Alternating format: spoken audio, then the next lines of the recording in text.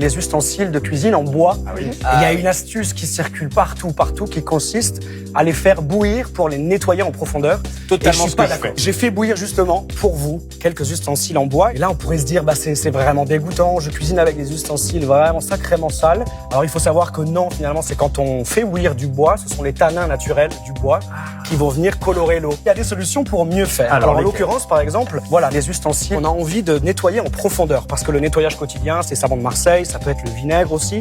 Mais là, on parle du nettoyage en profondeur. Et moi, ce que je fais, c'est du papier de verre avec un grain assez fin, 180 degrés par exemple. Pour la planche à découper, il y a ce petit accessoire, un petit racloir. Et on y va et ça permet finalement, parce que parfois, il peut y avoir une petite couche un peu ragoûtante. Un peu molle. Du bois un peu molle, Ouais. un peu du bois qui a ramolli avec l'eau et les aliments, etc.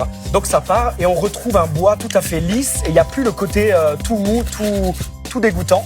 Et une fois qu'on a terminé, on passe un petit coup de chiffon et on termine en protégeant le bois avec un petit peu d'huile végétale alimentaire évidemment pour protéger, nourrir et on a un ustensile prêt à être utilisé et on ne fait surtout jamais bouillir le bois. On est d'accord qu'on repasse pas sous l'eau après l'huile. Hein. Ah non, pas du tout. Non, Là, elle est c'est prête. bon. Là, elle est parfaite. On l'a fait sécher et on la range.